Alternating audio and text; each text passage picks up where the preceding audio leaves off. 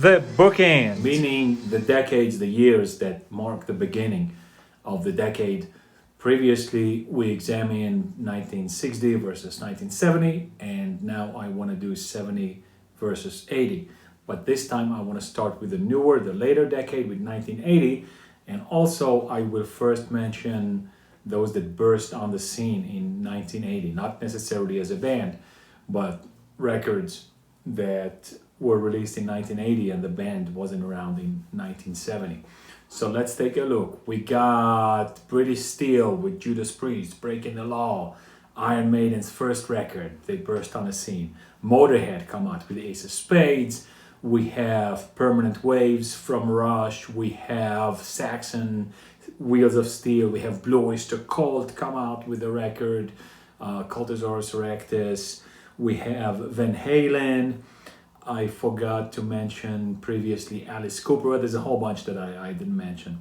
But these are just some of the newer bands. So we can see there is a new direction, there is new enthusiasm, new energy, new anger going into the musical scene. Of course, there were other things as well, and it manifested itself in other ways as well. But we can see that these are some of the players that weren't around in the previous bookend, in the previous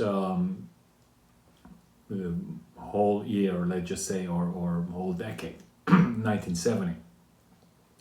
The old bands that been around already from 70, right? So Led Zeppelin was gone. Black Sabbath releases a phenomenal record, Heaven and Hell. Very different, of course, than the first two, keeping some of that originality, but they are come with a new singer, with a very contemporary and yet not in a pandering way. So in other words, in still trailblazing way, but definitely ushering in the new decade. And that was Heaven and Hell versus Black Sabbath and Paranoid. We have Uriah Heep with kind of a weaker record that was a low point for the band. Conquest is kind of a not a very coherent record. It's a little bit not here, not there.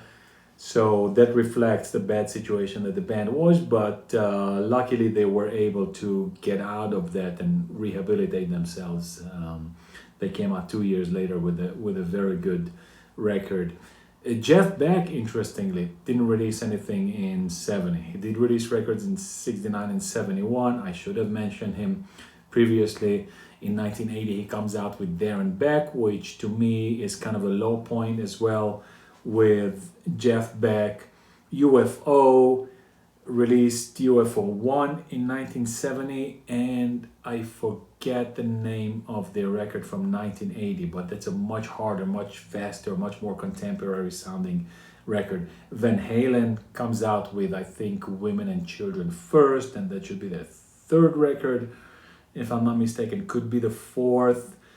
What else do we have? From the big prog bands, we do have Yes releases. We do have a Genesis release. Very, very different from what they did previously. Alice Cooper released both in 1970 and 1980. In 1970 there was Easy Action, and in 1980 there was Fashion, something Flush the Fashion, I think. The Rolling Stones did not release in 1970, but they did release in 1980 Emotion something, Release Our Emotion, or Emotional Rescue, I think. Not one of the most interesting records. But there you have it.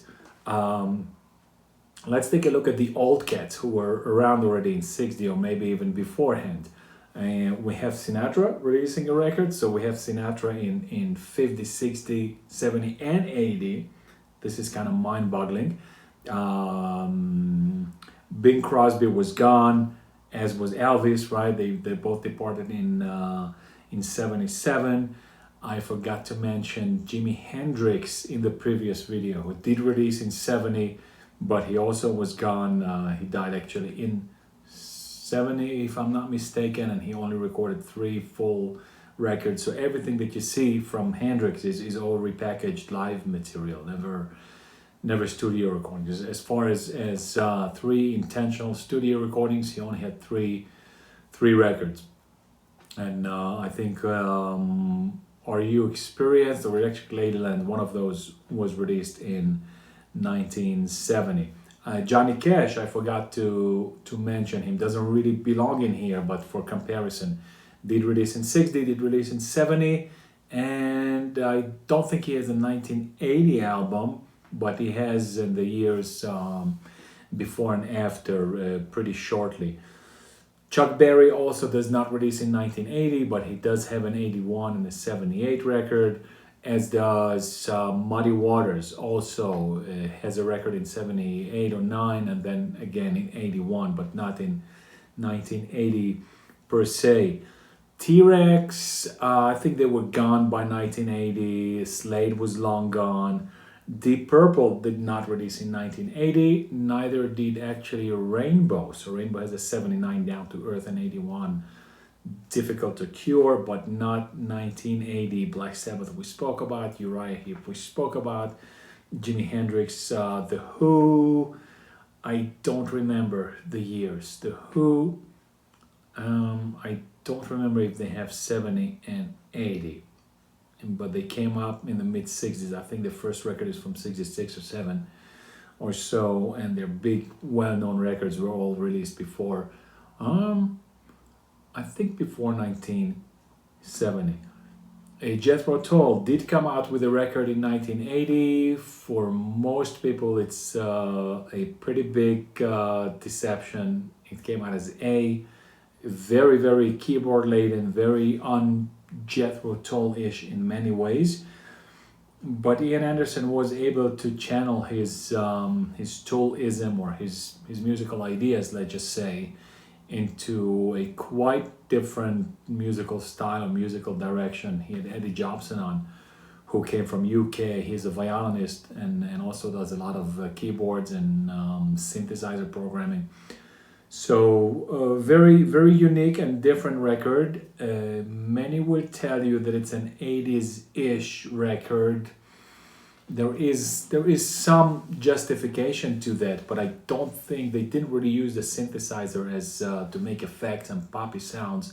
It was just a heavy synth laden. I think he was going more for a Genesis kind of idea in 80, but it's not a bad record.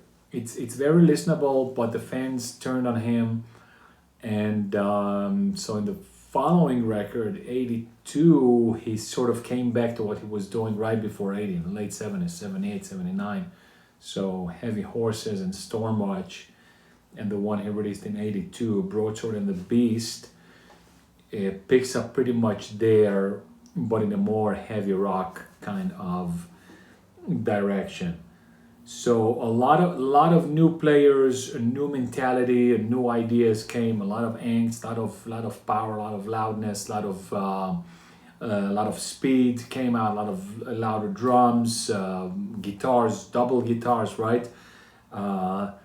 Wishbone Ash, I think they also released. They released the debut in 70 and also released an album in the 80.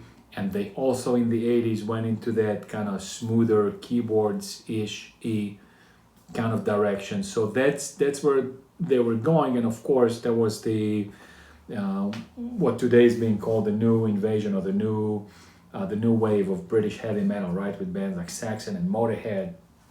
Another smaller band, not super influential, but a little bit telling of the times, was Atomic Rooster, a crazy kind of kooky band that released I think their first record, could have been already the second though, Death Walks Behind You in 1970, and then a self-titled Atomic Rooster in 1980 that sounded pretty contemporary, like hard rock sort of direction.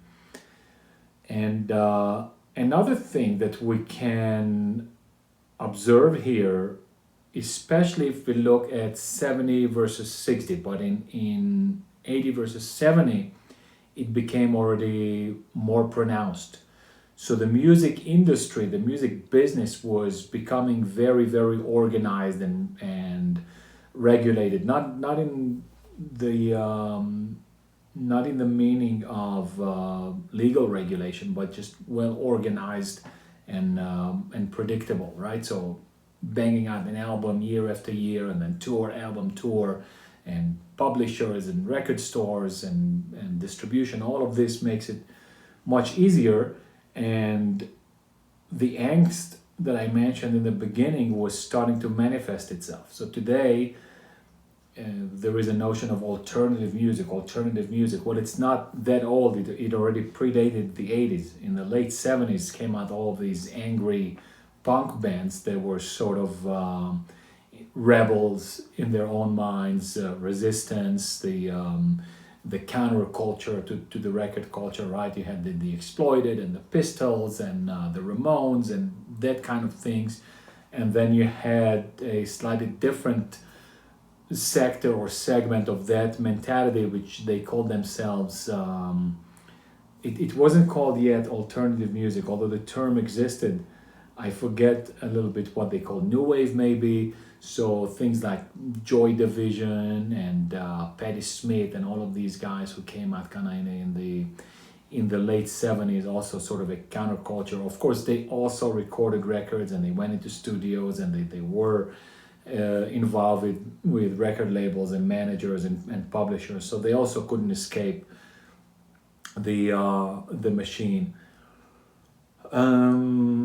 Who else didn't I'm sure I'm forgetting a bunch of bands here, but I think I did mention Pink Floyd in the previous video. They released Atom Heart Mother, so they were becoming pretty established.